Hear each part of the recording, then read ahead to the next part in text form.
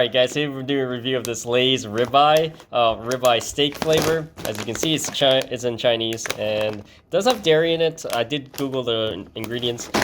Do a quick taste test and be right back. Alright, so I opened the bag. Check it out right there.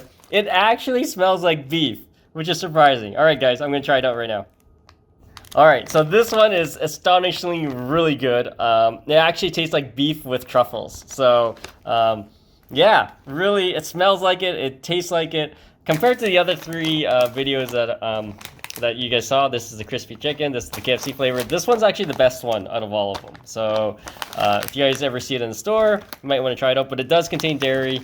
And alright guys, stay tuned for more videos. And don't forget to subscribe to the channel, and we'll see you in the next one.